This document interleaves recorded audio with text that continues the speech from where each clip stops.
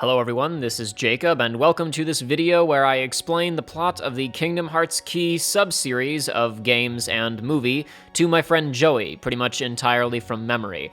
A couple of things to note before we get started. Everything that you're about to hear in this video, other than this little message that I'm recording for you right now, was recorded back in February, just a couple of days after Kingdom Hearts 3 came out, so naturally this video only covers the events of the games and movie up to the point where Kingdom Hearts 3 came out. So anything that's happened in Union Cross since then, obviously will not be covered in this video. Additionally, as the title of this video suggests, and as I mentioned just a moment ago, I did all of this from memory. I had a couple of pictures of some of the characters pulled up to be able to show to Joey just as kind of a visual reference, but I didn't have any videos from the games pulled up, and I didn't have any notes written ahead of time, so this was all just out of my noggin. As such, I do make a couple of mistakes along the way, but they're mostly semantics things, like at one point I say that the foretellers deduce that there must be a traitor because they find a page missing from the Book of Prophecies, and while that is technically how Ira does it, he claims that he did it because he saw an evil cat and somebody ate all of his bagels, so, you know, it's things that shouldn't really get in the way of you understanding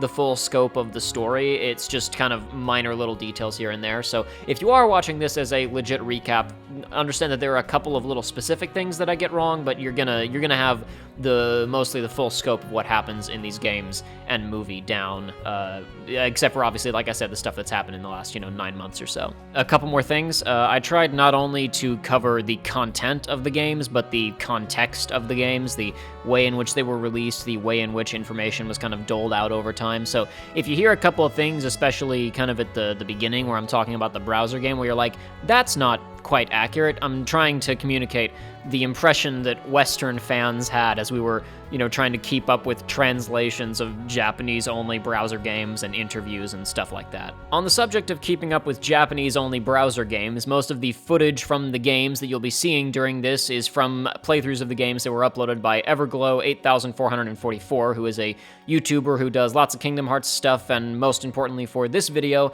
has been translating updates to the Japanese versions of these games as they've come out over the last several years. So, especially footage from the browser game, which never had an English release, pretty much we only have because of people like him, and even footage from the English release of the cell phone game, I'm pulling from his playthroughs, because Lord knows I'm not playing through that whole game just to get footage for this video. So thank you to Everglow for making this whole thing so much more digestible for all Kingdom Hearts fans. I believe that's about it. Thank you for your patience. On with the show. I can't think of anything that's ever had an episode 0 and an episode 0 part 2. What are you talking about? Kingdom Hearts does. It's right there. We just played it like 10 minutes ago. Oh, you're right. I'm talking video format. I know what you mean. Oh. Honestly, that's a good. Forget it. This is a two-part. This is 2 videos now because that's too good of a joke. We're not letting this slide. This is getting edited as 2 parts now. Anyway, alrighty.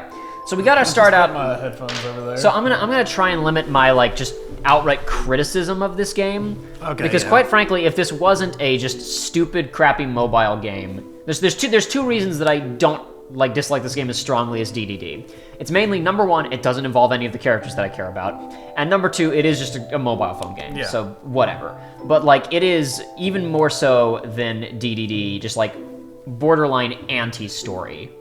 So, in order to properly explain the plot, I have to explain the release structure, because that is relevant. Yes. So the original game was called Kingdom Hearts Key, or Chi, or Kai. How is it spelled?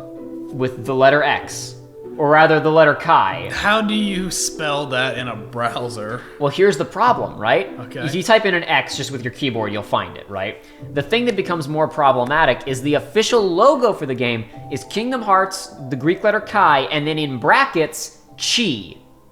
C-H-I. So am I supposed to pronounce this Key, or Kai, or Chi? It's unclear. Let's call it Kingdom Hearts Chi for the sake of clarity. Okay. Kingdom Hearts Chi was a exclusive to the Japanese language browser game. You had to have a Japanese Yahoo account to play it. And it came out in I want to say 2013 or so and ran for a couple of years. It's gone now. It's inaccessible. You cannot play it. The only way to view it now is to watch fan-translated cutscenes on YouTube. That's the only way you can experience its story now. There is additionally a iOS and Android game called Kingdom Hearts Unchained Key. Again, spelled with the Greek letter Chi, But in this particular instance, we do have explicit pronunciation instructions, and it is you are supposed to call it Key, Unchained Key. Okay. Now, eventually, Unchained Key got a second season, quotation marks, which is exactly the same app, just with a different startup screen and a different name, and now it's called Union Cross. Wait, so did your stuff carry over? Yeah, all your stuff carries over. It's just an update for the app. So the second season is called Kingdom Hearts Union Cross, again spelled with the Greek letter Chi. Now it's pronounced Cross. Wait, really? Yes, really. So we got Kai, we got Key, we got Chi, and we got Cross. It's also convenient because now you know which one of the mobile craps you're talking about. Technically speaking, it also gets used. It's also just pronounced as X at one point, but we'll come back to that later. Okay. Anyway, it's important to explain the release structure of this stuff because it is actually a little bit relevant. The cell phone game came out like a while after the browser version of the game, and then additionally in early 2017, I believe, early 2017 when 2.8 came out, there was included on it a movie called Kingdom Hearts Key Back Cover, which is a cutscene collection produced in Unreal 4, right? Sure. All right. I have to explain all these things just as a baseline of knowledge. It is going to be relevant soon, I promise. Okay. Anyway, so we have the browser game, right? And it opens up with all of these games open up with a cutscene recapping the fairy tale that Kairi's grandmother tells to Kairi, and the stuff that Xehanort recaps as well in Birth by Sleep, right? The story of once upon a time, the world was united, there was lots of light, people loved the light, but eventually jealousy and greed, people wanted more of it, people started fighting over it, that destroyed the world, but the light in the hearts of children lived on, and it remade the world into what we have today, right? And it maintained this abstract, distant fairy tale kind of feeling to it. The developers of the browser game said they wanted it to feel like a fairy tale. I have no idea what they mean by that, considering the final product, especially considering that the story of the game contradicts that fairy tale in almost every conceivable way. But anyway, like I said, I'm going to try and keep some of the criticism stuff to a relative minimum during this. Okay. So before the game came out, we were introduced to like kind of the base premise of it, which that in ye olden times, there were some characters called the Foretellers. So the distance back in time that Union Cross takes place, or Chi or whatever, is unclear. It could be 500 years ago, it could be 1,000 years ago. We really don't know. But there's some characters called the Foretellers. And these are the people we were introduced to before the game came out. Okay. And we're told that these people were the apprentices of the Master, who was basically the guy who made all of the Keyblades, like the standard ones, basically. Like, he somehow studied the X-Blade, the Kai Blade, and he made all of the normal Keyblades, or at the minimum, he made the ability for someone to, like, draw a Keyblade out of their own heart, or something like that. Okay. A little bit unclear. And these five, the Foretellers, are his apprentices. They're called the Foretellers because they all have access to a copy of something called the Book of Prophecy. Which is a book that the Master of Masters wrote, which contains documentation of all of the, not all, but a lot of the events of the future, right? Okay. Now, at some point before the game starts, the Master of Masters goes missing. He just disappears, right? And the Foretellers are left with the book, or their copies of the book. And there are two interesting things of note in the book. The first one is that big war is coming. World gun blow up. Darkness envelop everything. They decide we should try and stop this. And if we can't stop it because the Master's prophecies always come true, we should at least try to do something to like kind of mitigate the damage. I know, let's, in similar ways to the way you like stockpile grain for the winter in a silo, let's stockpile light, which makes the mobile game currency the Lux, which is basically just the light resources you collect from beating up Heartless and stuff like that. And the five Foretellers decide, you know what'll make gathering up that light to make things, to stop, to stop the big fight that's going to destroy everything, and blow up the whole world? I have a good idea. While we're stockpiling all that light, we should, the five of us, all recruit a bunch of people with swords, with Keyblades, to go and collect the light. And just to encourage everybody to work harder, we should make it a friendly competition to see which group can collect the most light. And these people are incredibly stupid for not realizing immediately that they have just created the scenario that will lead to a war. Yep. So before the game even came out, I was like, okay, cool, so all these characters are dumbasses, but whatever, that's fine. Part 2 The other piece of information in the book that's really important is that there is a page that says there is a traitor among their number. One of the apprentices is actually a villain. It does not have the interests of everybody else. The best interests of everybody else at heart, right? Yeah. But the page that actually identifies the traitor is missing. It was torn out of the book. We don't know who it is, right? Okay, so that's what we knew before the game came out. You boot up the browser game, and none of that matters. Because guess what? These 5 characters you see right here, the foretellers, you pick one of their unions when you boot up the game, and after that, you will never see them again until the ending of the browser game, essentially. Really? If you pick Unicorn Man, Era, he will not, after he introduces the game to you, he will not have a single line of dialogue until, like, the 3rd to last update of the browser game, across, like, 3 years. Is he the Traitor Man? No, he's not the Traitor Man. I just picked him as a random example. Okay. Or he might be the Traitor Man. That's part of the problem. I don't know! Does it not go No! Alright. Anyway, we'll come back to that later, though. There is one of these characters who's kind of important to the story, and I'll explain what I mean by you don't... Because these characters do show up and have dialogue, but only at the... I'll explain more of that as we go on. Okay.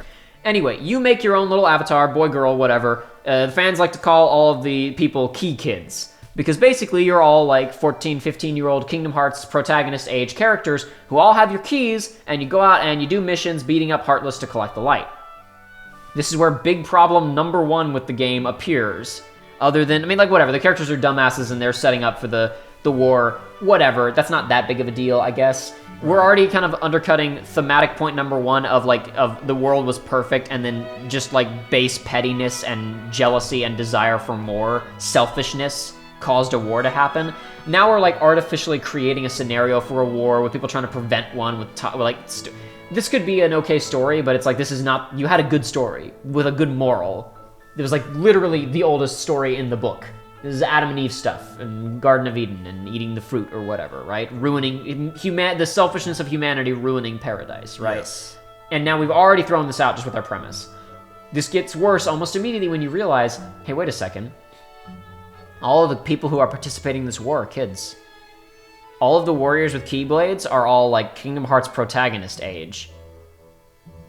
So, wait, I thought that Persona 5 adults were gonna, like, ruin things, and then the kids were gonna bring it back. But instead, this game... So it's not like young kids with light in their hearts counteracting the actions of adults. The only characters are all teenagers. There's no young children, and there's no adults except kind of the foretellers.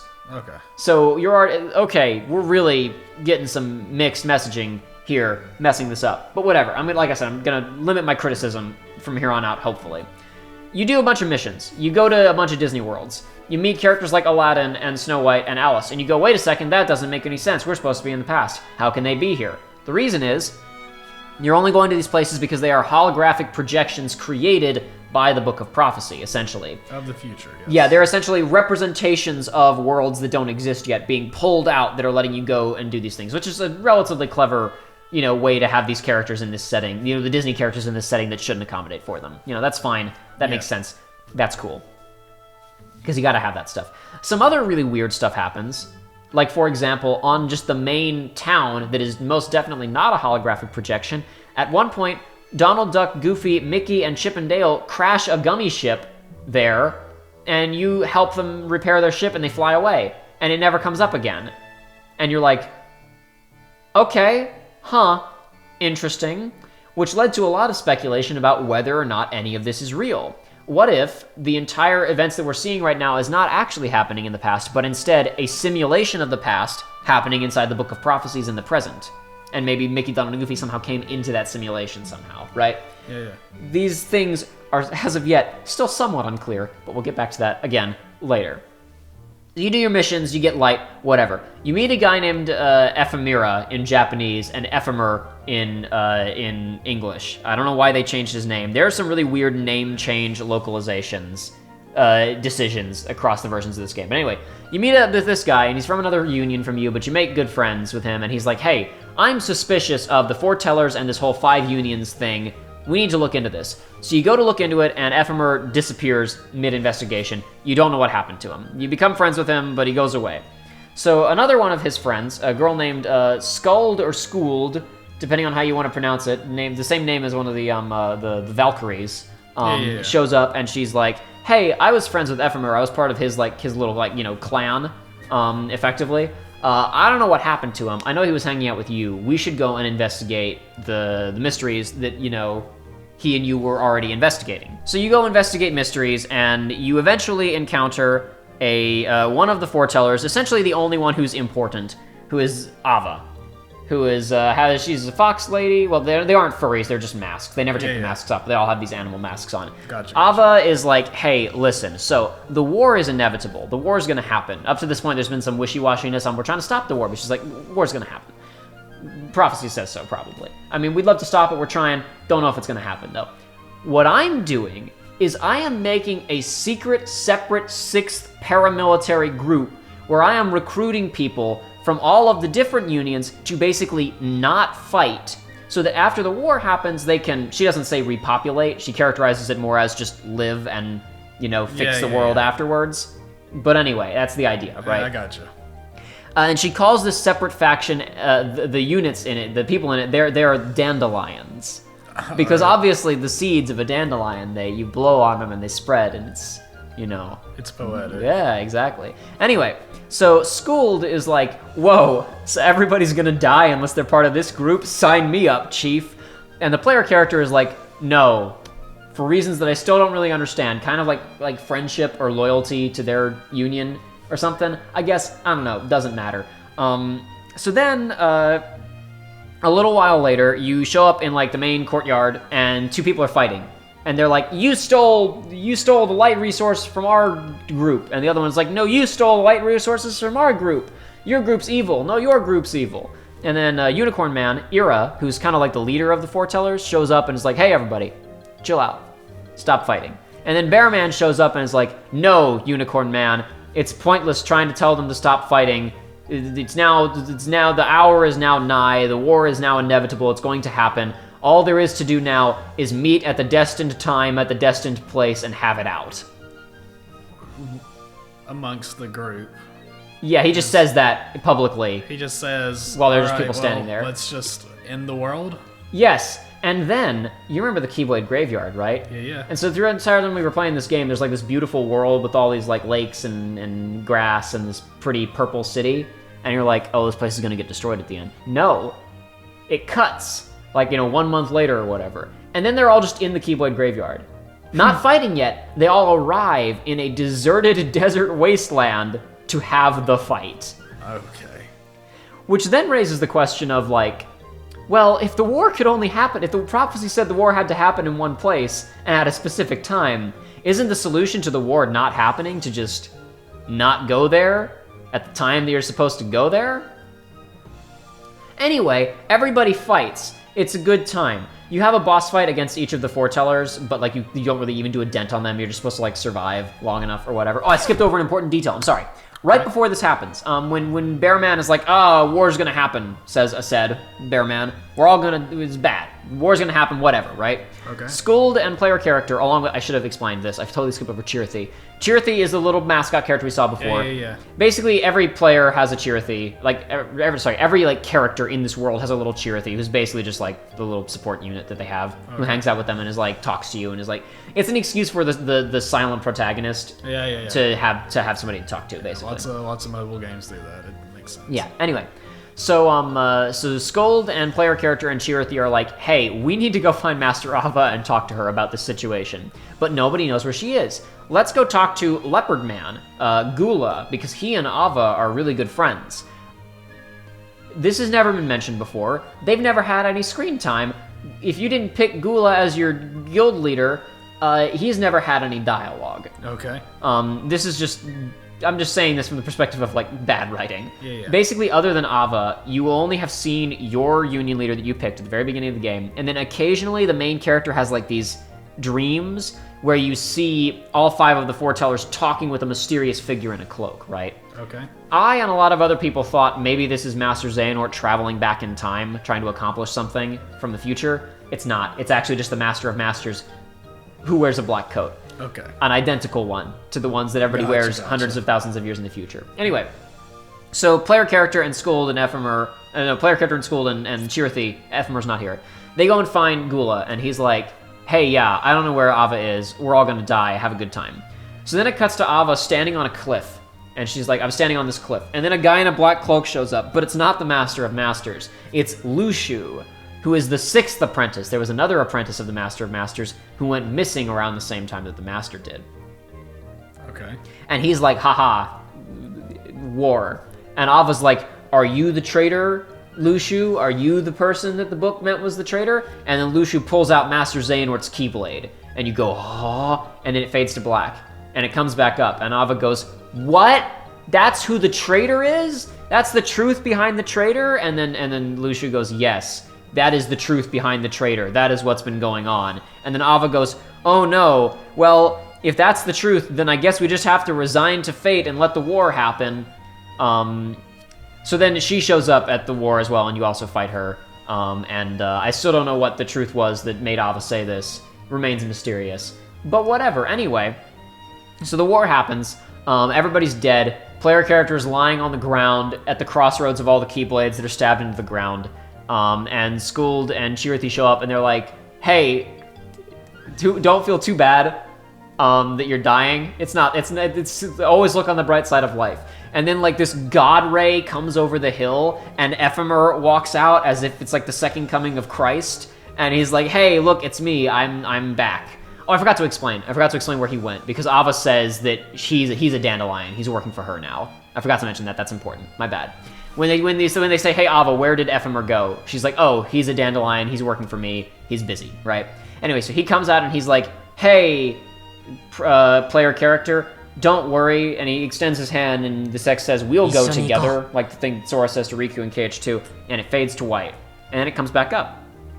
And the player character is in a forest somewhere. And he looks around, and Chirithi is like, what? How did we get here? That's strange. Well, let's go look around and figure it out, right? And then the camera pans over, and you see the front of Sleeping Beauty's castle with the thorns on it, and Maleficent is there. And she's like, oh, what am I up to? What am I gonna do about that Sora guy?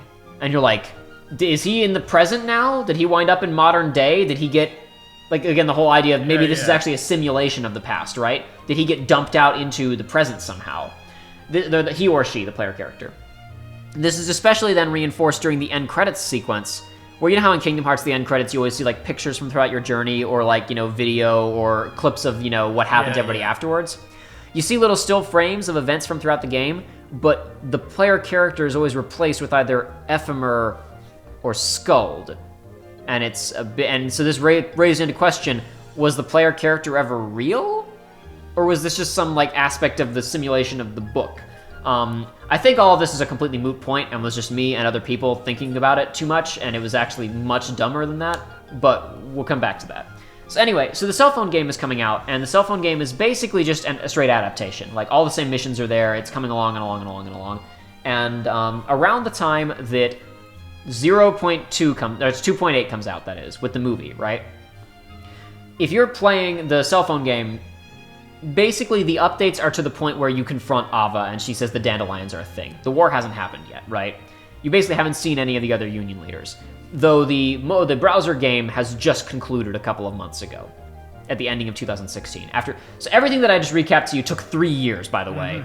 3 years of updates to tell all of the information that I just told you. Miserable. That's how it goes with mobile games. Anyway, you fake Grand Order. Anyway, the movie comes out, and people are like, oh, I'll watch this movie to get recapped on the events of the browser game. No, you fool. It's called Kingdom Hearts Key Back Cover because it's actually about what the foretellers were doing the entire time. Since you didn't get to see them in the mobile game, now you get to find out what they were doing. Great. So the movie is told somewhat non-linearly, because throughout it you see flashbacks to the Master of Masters before he left, who is, number one, voiced by Ray Chase, also known as Noctis from Final Fantasy XV, and is the best character in all of this. The Master of Masters is great. He's goofy, he's charismatic, he's animated and voiced incredibly well, and despite being a really goofy, silly character, he also just carries this constant menacing air where you're like, this guy is absolutely 100% the next main antagonist of the series after Xehanort. No questions asked. Even though he's like super goofy. It's really weird. Like, that's the one thing that I regret not watching the movie with you. I'm gonna pull up some clips of just him after we do this to show to you. Okay. Because, like, Ray Chase's performance as the Master of Masters is almost the only reason that you would really want to watch that movie, because he's, like, that good as the character. Is what it says in the last passage true? Oh yeah, that. Bummer, huh? Isn't it our duty as Keyblade wielders to prevent this war from taking place? Not possible. If you want to give it a shot. You been here long? My bad. He's terrible at this. Why do we need a new leader, Master? Well, I might disappear one day.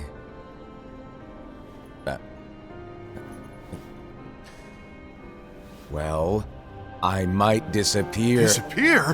Why? Where? Speak up sooner if you're listening. It was embarrassing for me. I don't know if I'm gonna disappear or not. It's anyone's guess right now. Oh, I see. Master.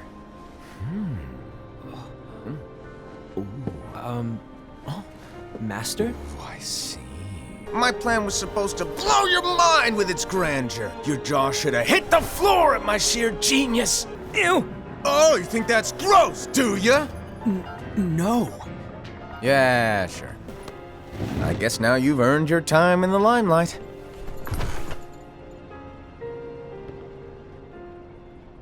Even though there is a traitor, act normal and keep focused. Trust no one but yourself. But anyway, I'm going to tell the movie linearly, even though you see some of this stuff as flashbacks to the Master. So basically, the Master creates Chirithy and explains that it's a Dream Eater. And so the apprentices are all like, hey, we should stop the war. And the Master's like, nah, that sounds dumb. I'm going to go now. And so he basically makes all these vague allusions to, I might disappear one day. Like, what do you mean by that? Oh, you never know. It's just the kind of thing that happens sometimes. And so he gives each of them a task to fulfill if he goes away one day. Most of them don't matter. He's like, Ira, Unicorn Man, you're the leader. You're going to be in charge if I'm gone. Bearman, Aced, you're the second in command. You're the vice president, right? Envy, your job is to observe the actions of everybody and like record and report them to someone. Sure. Whatever. Gula, here's a page from the Book of Prophecy that says there's a traitor. So maybe it was a mistranslation or we all didn't understand it. There isn't a page in the book that identifies the traitor. There's just a page that says there is a traitor. And in fact, the other characters just ascertained that there must be a traitor by merit of there being a missing page. It's unclear if this is a change or a mistranslation from the premise of the original cell phone game. Because again, the actual cell phone game, we never talked about these 5 characters, so the traitor never even really came up. Mm-hmm. Anyway, Gula is given a page that says there is a traitor, and the Master says it's your job to figure out who that is.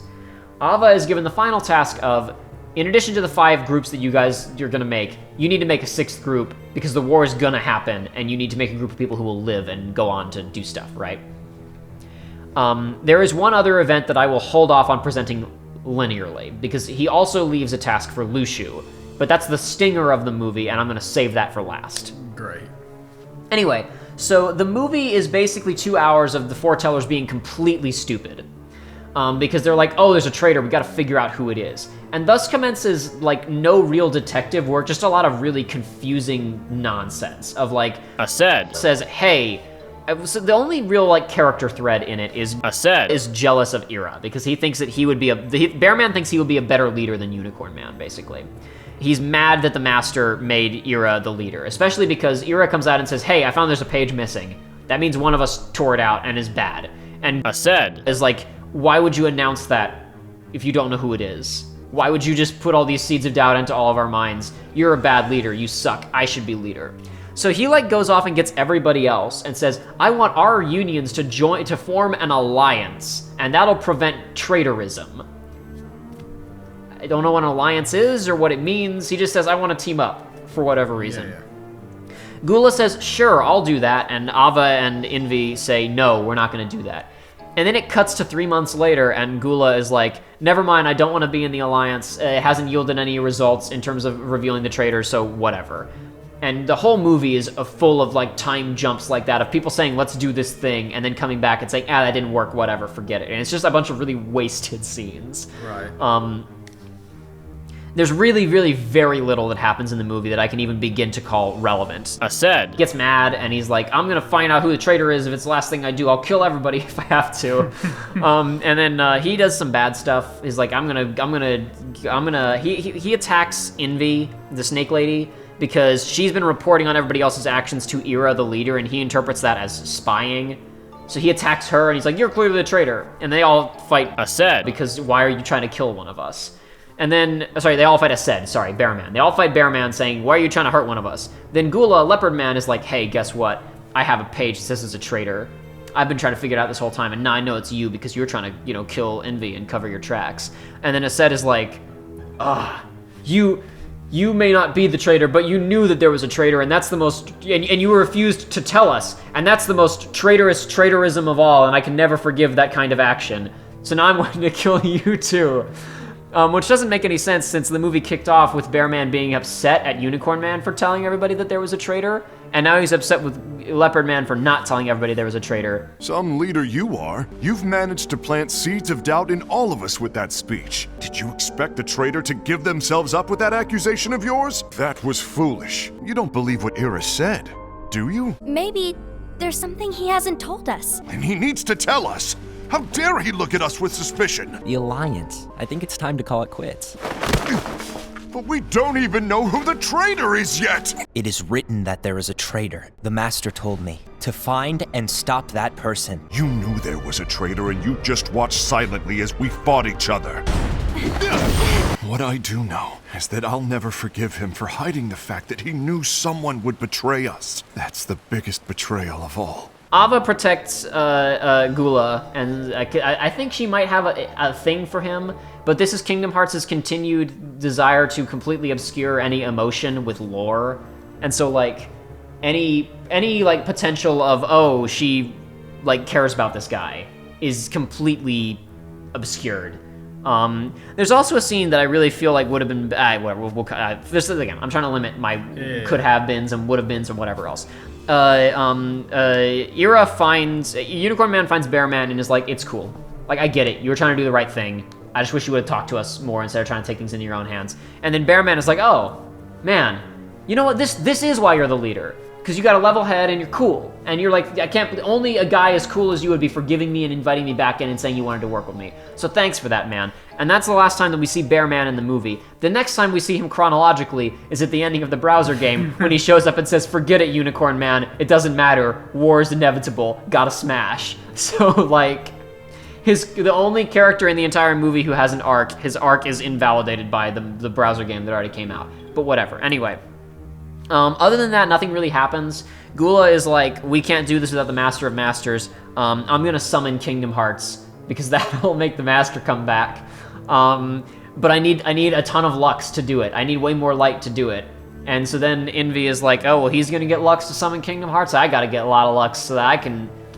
And whatever, war's gonna happen. And Ava is like, no, don't! But it doesn't matter. Wait, so can you just summon Kingdom Hearts if you get a bunch of light and just say, here, Kingdom Hearts, I offer you this light? I guess. Okay. It's not clear. I thought Kingdom Hearts had to be summoned by 7 lights and 13 darknesses, or the Keyblade, or the summoning of world's hearts, or men's hearts. Yeah, but whatever. The Keyblade hasn't been shattered yet, which really raises the question of what would create it, I guess, because, like, it's the weird thing where it's like, oh, the big fight causes the Keyblade to show up, but then the Keyblade causes you to have the ability to have a big fight, which causes Kingdom Hearts to show up, but apparently all you need is a lot of light to make Kingdom Hearts show up, except they do still have a big fight to have Kingdom Hearts show up to get the light necessary to make Kingdom Hearts show up. So if the people fight now, if there's a big fight in the modern day in Kingdom Hearts 3, if people aren't carrying all the light resources and collecting the Lux from each other, can they summon King? It doesn't make any sense. Anyway, let's move on from that subject matter. The movie basically ends with nothing being accomplished. Okay. And all the characters just saying, whatever, I guess, and throwing up their hands. The traitor's identity is not revealed. Nobody takes their masks off and reveals that... We don't even see their faces at any point. We don't even get to just see what they look like or see that they were actually somebody else underneath the masks or whatever. But anyway, then we come to the final scene, the Stinger, which is where we found this out actually from a trailer in 2015. It's mentioned that of all the Keyblades in the world, Master Xehanort's Keyblade is the most ancient. You know the one that he has that has like, that's the two kind of big prongs that connect at the top, and it's black and silver, and it has the eye in it, and like a goat's head on the hilt. The big evil. Yeah. So that's the Master of Masters Keyblade. And he explains to Lushu, who he gives another task, the eye in this Keyblade is my eye. I plucked it out of my own head and put it onto this thing. And what I need you to do is, I need you to take this and then pass it on to your apprentice, and then them to their apprentice, and so on and so on and so on throughout all of history. And that's what's gonna let me see the future. Because I can look through my own eye, and that's how I've written everything that's in the Book of Prophecies already, which already confirms that you've already done your job and passed the Keyblade down, because I've already witnessed through my eye all of these events that have unfolded throughout history, right? That was why at the opening of 0.2, the first cutscene was the Keyblade Graveyard in Kingdom Hearts coming out, and somebody in a black cloak standing there with name, right? The idea was the eye was supposed to be observing this event happening and sending it back to not to Master Xehanort, to the Master of Masters. Anyway, so he gives him this and says, it's your job to pass this on and keep this going so that I can observe the future continually forever, right? And write this book of prophecy. However, I have one more task for you. And he pulls out a big black box and says, I need you to, in addition to the Keyblade, I need you to pass this down and down and down and down and down, right? However, you are not allowed to open it under any circumstances. And Lushu goes, why? What's in it? And then the Master of Masters says, do you really want to know? And he leans in and he whispers in his ear. And Lushu goes, huh? What? But why? And then the Master looks at camera and goes, you'll see. And we haven't seen, I don't guess. No, we haven't seen yet. No, it is, the box might as well have a big label on it that says, do not open until Kingdom Hearts 3. Because you gotta remember, since that movie, there essentially haven't been any more Kingdom Hearts products. That was on the 2.8 collection in 2017, and now here we are at KH3. Well, there is more cell phone game stuff to talk about, unfortunately, but we'll get to that in a second. So, really? I know you think it's almost over, but it's not. It feels like it's almost over. But it's not. What, are you covering the events that went down? No, you'll see. So the final scene of the movie is just like Lushu standing in the Keyblade Graveyard with the box and the Keyblade, and he says, "May my heart be my guiding key," which is concluded basically every single scene in the movie. Basically every single scene in the movie concludes with somebody saying, "May my heart be my guiding key."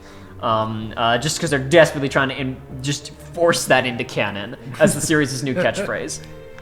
Anyway, so whatever, that movie comes out, right? The cell phone game continues, Kingdom Hearts Unchained Key, right? Except it updates, and now it's in Japan at least. It doesn't update in this because the states have been perpetually like, 6 to 10 months behind almost. That's right? How it is. It always is, right? Yeah. It's they're way I don't know, not 6 to 10. We're but 2 years behind in Grand Order right now. We're way behind, right? Which is bad if this stuff is supposed to be important for Kingdom Hearts 3, but whatever. Anyway, so the Japanese cell phone game updates, right? And becomes Kingdom Hearts. When does it update? It updates like how long ago? Like mid 2017. Okay. Like shortly after the game comes out, right? Or shortly after 0.2 comes out, right? Okay.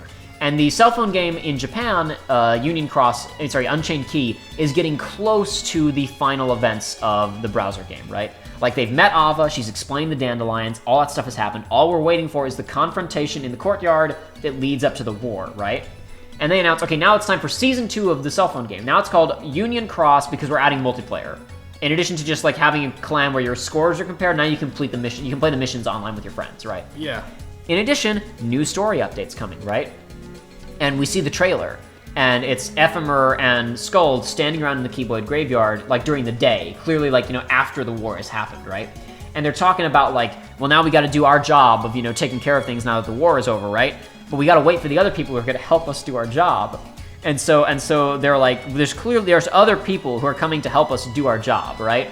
And so someone comes from off screen, the little comic bubble comes in and is like, hey, I'm here, I'm one of the people who's gonna help with the remaking the world or whatever, and they're like, oh, hello, and Ephemer walks over to the corner of the screen and shakes hands with this unseen person. What's your name?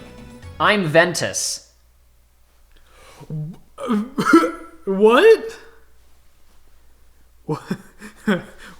Why? Why? So, as Union Cross continues in Japanese and in English, though the Japanese is more important, suddenly the events that concluded the browser game don't happen. The fight in the courtyard never occurs. We just keep moving on as if that never happened, and just you do more mobile game missions. And you hang out with a bunch of new, like, literally unnamed friends, who are just like, you go hang out on the beach with and have a beach episode or whatever, right? Every now and then, though, the story updates have some kind of weird, what appears initially to be a flash forward to after the Keyblade War, where it is revealed that Ava selected 5 people from the Dandelions to be the leaders of new unions. And they were going, why would you possibly repeat history? But whatever. She's like, you guys are going to be in charge. I want 5 of you. You're going to get copies of the book. You're going to get some instructions. You guys are going to be in charge of fixing the world for the people who are left after the war, right?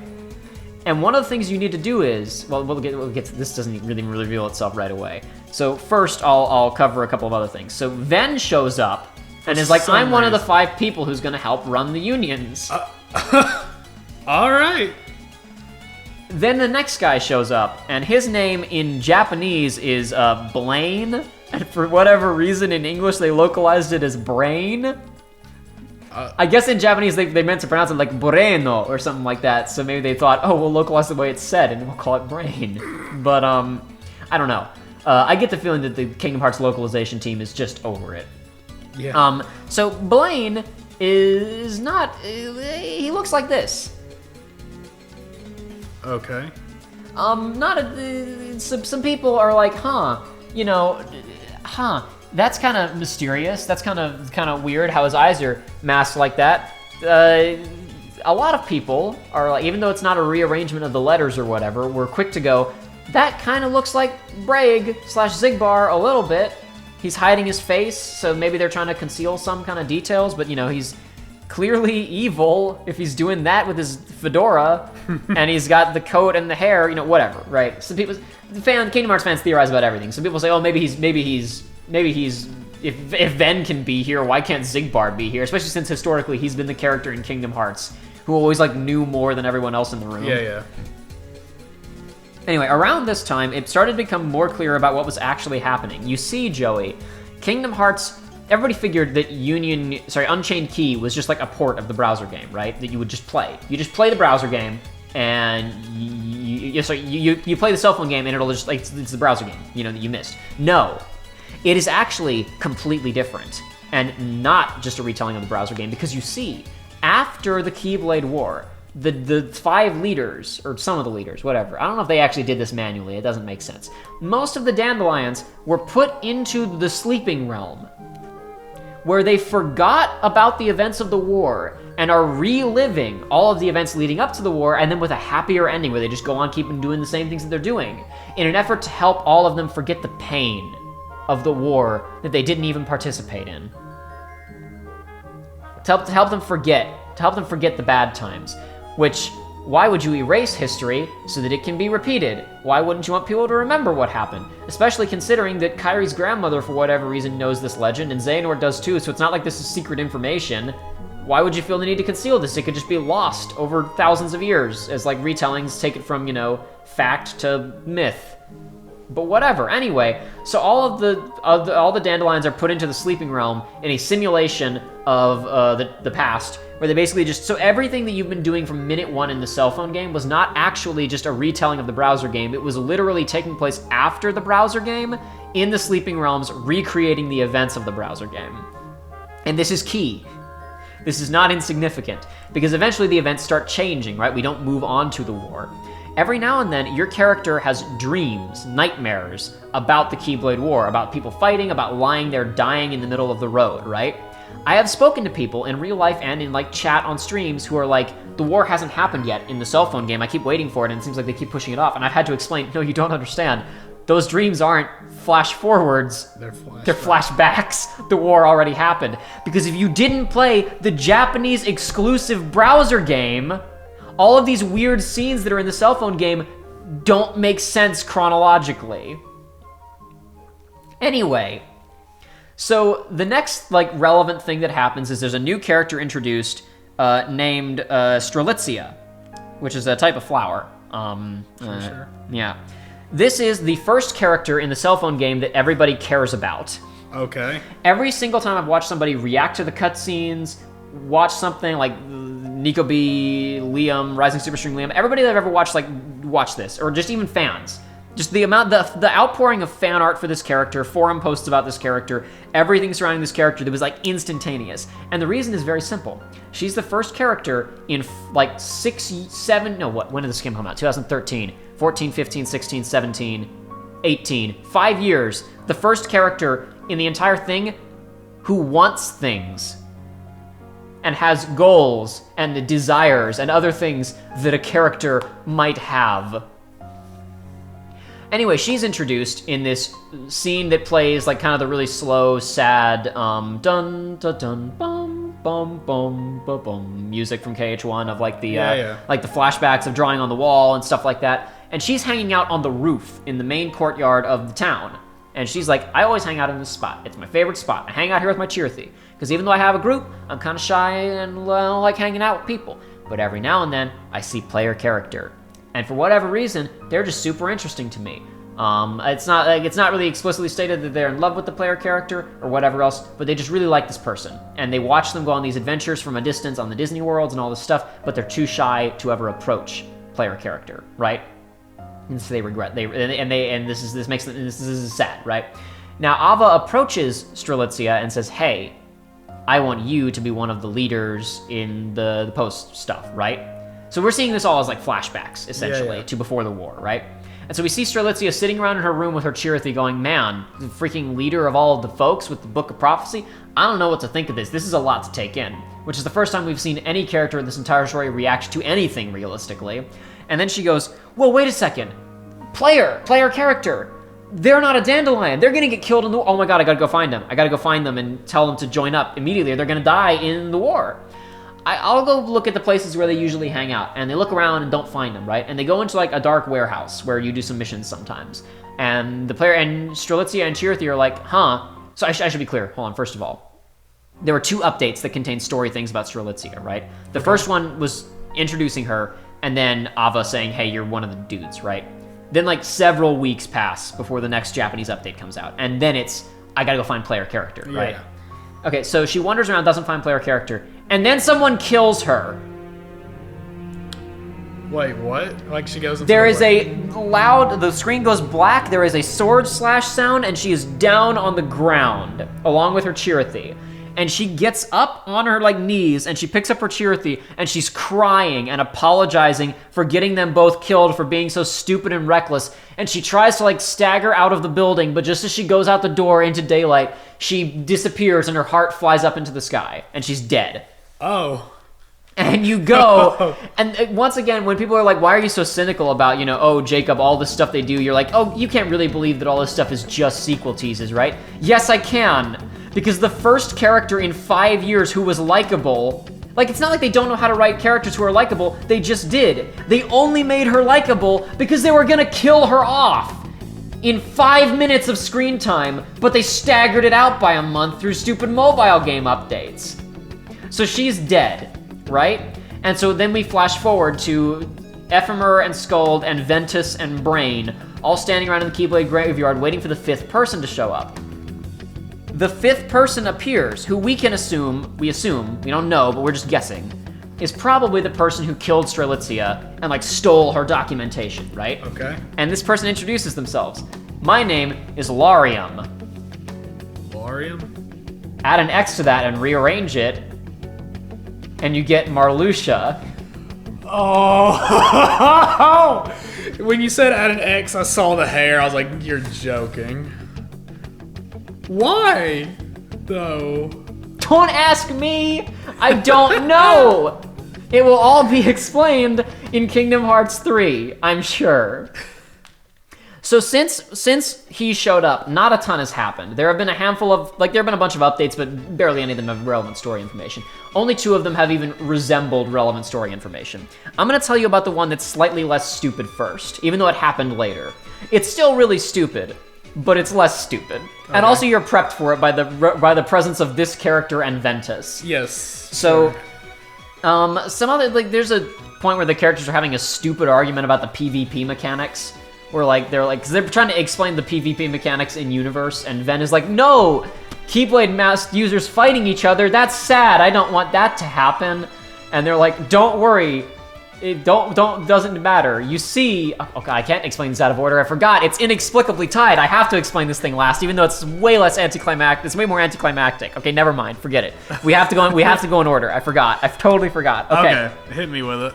All right. So in the original version of the game on browsers, there was like the Disney worlds you went to were like Snow White World, Wonderland, Alice in Wonderland, Olympus Coliseum, Agrabah. Right? Maybe one other one. In the cell phone version of the game, Union Cross and Unchained Key, they add in Union Cross and Unchained Key, they add in some more worlds. They add in Beauty and the Beast world and Cinderella world and Sleeping Beauty world, right? Okay, so what then follows is, well, so that happens, right? Oh, they add those worlds and there's just new Disney missions on them or whatever, right? You redo the plot of the movies. You go there and you stop Maleficent from killing Aurora, and all that stuff happens, right? She pricks her finger on the spinning wheel and dies, and you help her, whatever, okay? You may remember that the browser game ended with the player character seemingly spilling out into the present day, and Maleficent was there. What's up with that? Yeah. So, whatever. This Maleficent is just a projection from the Book of Prophecies, though, right? Like all of the other villains. Then a new update comes out in which Maleficent walks out up onto the ramparts of her castle and she's upset about being defeated and she goes, why? Why can't I change the ending? And then a mysterious new character shows up who isn't wearing a black cloak. They're just a bunch of black pixels. It looks like a swarm of bees. Okay. It's very confusing. This character refers to themselves as Darkness. I am Darkness, he or she or it says. I don't know its pronoun. Darkness says, I'm Darkness. And Maleficent is like, what's going on? And Darkness is like, allow me to explain what's happening to the audience. You see, Maleficent, in Kingdom Hearts 1, when Riku Ansem stabbed Maleficent, you remember that, right? It turned her into the big dragon because it has the power to unlock people's hearts and it made darkness overflow through her and it made her turn into a dragon, right? In that moment when she was stabbed, it made her go, you know, this reminds me of that time when that old bald guy, Master Xehanort, told me about how you can time travel if your heart is detached from your body. This doesn't make sense to me because presumably she would have time traveled at the second that she was stabbed, but this would imply that she had to time travel after she turned into a dragon, but whatever. Anyway, so she decided when she was stabbed, I'm going to use that time travel power, and I'm going to travel as far back in the past as I can to the earliest version of myself to try and change the future, right? However, the Master of Masters looked into the Book of Prophecies, and he saw that this was going to happen, right? Now, you remember how time is immutable and can't be changed, so her time traveling is pointless anyway? Yeah. For whatever reason, he decides that he needs to stop her, primarily because the Book of Prophecies already said that he was going to stop her, and he just had to do what was going to happen. So, for whatever reason, this is an important distinction.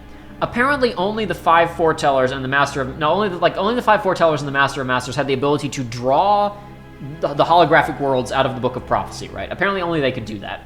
But in the cell phone game, there are like 3 or 4 new worlds. We're only now introducing the idea that only the Master of Masters and the foretellers could do this. It's not like this is new information. There was never like a question of how can these worlds be here. Only they could do this. In fact, actually, you don't understand. All of the worlds that we've been visiting in Unchained Key and Union Cross on the cell phone systems in the dream worlds, those weren't holographic projections made by the Book of Prophecy.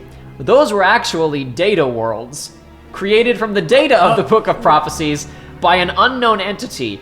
Possibly the Master of Masters left them behind before he disappeared. Possibly Darkness/Bees made them. We still don't know. But probably the Master of Masters made them and left them behind in the Sleeping Realm because he knew this was going to happen. But anyway, so the Master of Masters decided, I can't let Maleficent travel back in time to do nothing. So instead, I'm going to trick her, and I'm going to make a digital version of her in a data world 1,000 years in the past, and when she tries to travel to the earliest version of herself, psych, she'll be trapped in a computer 1,000 years in the past, where she also won't be able to do anything because data is immutable. Because Bees explains to Maleficent, you never had any hope of changing this story because data can't be changed. But time can't be changed either. So what was the point of all of this? Anyway, Bees is like, hey, yeah, so whatever. Now I've explained the Book of Prophecy to you, so that's how you know what it is for Kingdom Hearts 3. Anyway, now I'm gonna teach you the secret of how to travel back to the future, and it fades to black. Because they've already established you can only travel to a point in time where another body of yourself exists. So even though they're trying to use this to explain how Maleficent came back to life in Kingdom Hearts 2, because that's what this is about now, it still doesn't explain anything because she didn't have a body to come to. But anyway, yeah, Bees teaches her the secret of traveling back to the future out of the data worlds, and that's how she comes back to life in Kingdom Hearts 2, you simpleton. And that's how she knows about the Black Box and the Book of Prophecy. And that's what she's after as of the... Remember in Coded, they added that scene where she's like, oh, the Book of Prophecies. It's interesting. Now in all the trailers for Kingdom Hearts 3, she's going around being like, I got it. Hey, anybody seen a black box? Wait, so she actually has been... Like, the black box is actually being brought up? In the trailers for... I mean, I don't know if it's going to happen. I've talked about this on streams. I have the distinct sense that she and Pete are going to be running around for the entirety of Kingdom Hearts 3 doing Kingdom Hearts 4 setup. Is the sense that I'm getting. But I don't know. We have to play Kingdom Hearts 3 and find out. Because here's the thing, right? Nomura said... Master of Masters going to be the secret ending stinger of this game? It's possible, but Tetsuya Nomura has said the Master of Masters does not appear in Kingdom Hearts 3. He will have a presence, but he does not appear on screen.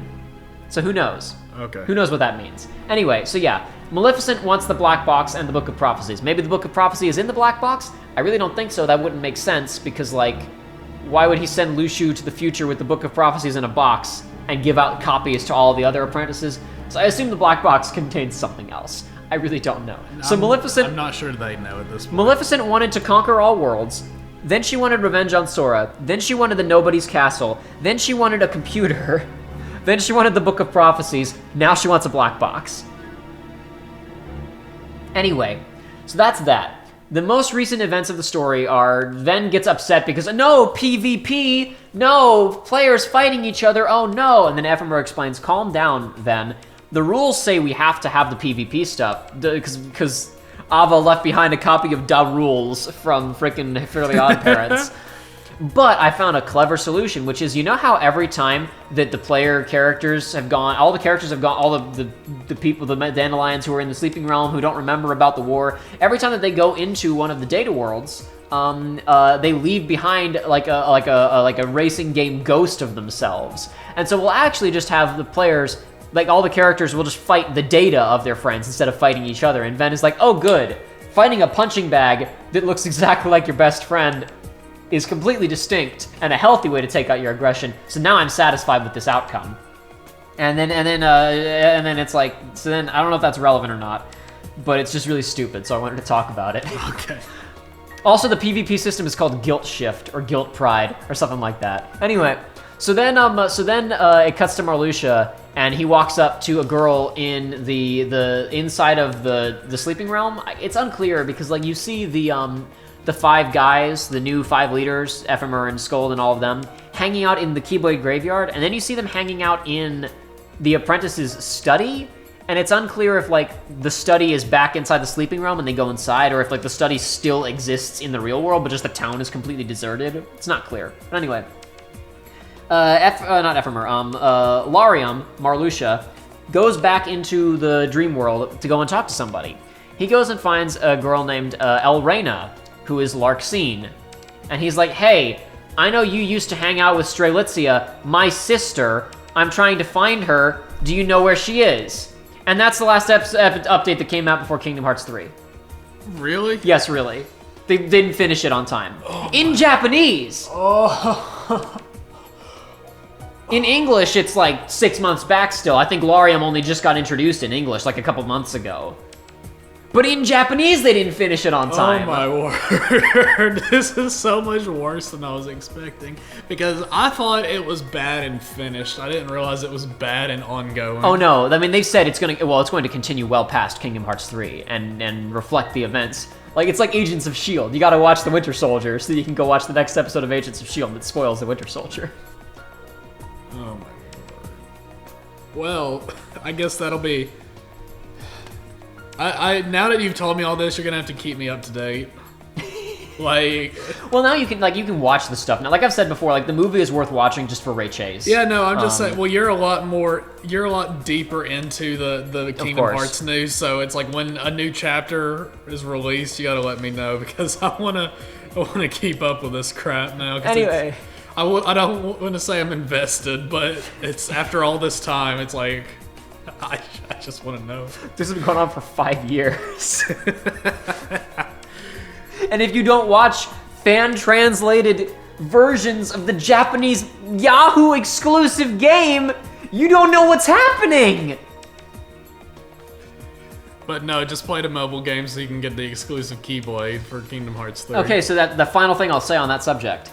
So the thing they were desperate to get people to download this stupid game was, hey, we put in some of the LCD Game & Watch games that are in Kingdom Hearts 3, play them and get a certain high score, and you'll unlock a Keyblade that looks like the default Keyblade in the cell phone game, right? Yeah. And you'll have it in Kingdom Hearts 3. I'm pretty sure you can unlock it conventionally within Kingdom Hearts 3 Really? anyway. I'm pretty sure it's just you start with it if you have the code. Okay. But I could be wrong.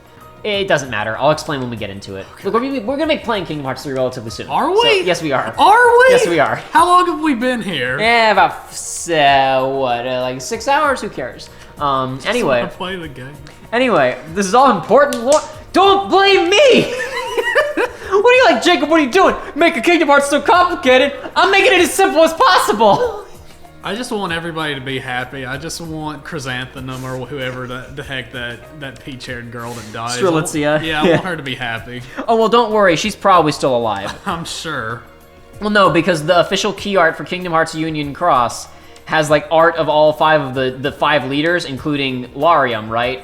And then there's another mysterious character in a black cloak holding a flower, and I forget the name of the flower. It's not a Strelitzia, but it's some other flower that is meant to be like, because like there's like a whole language of flowers, like flowers represent certain things, and it's like a type of flower that represents like the death of young women taken in their prime or something like that. Oddly so it's like specific, it's but like I'll take probably it. her nobody or her heartless or her someone or her unversed or whatever, and she'll come back in the cell phone game, or maybe she's in the black box. I don't know. Her heart's in the black box. We'll find somehow. out. We'll find out. But the final thing I was gonna say is that when they were, I believe that the little device that you play the games on in Kingdom Hearts 3 is called the Gummy Phone.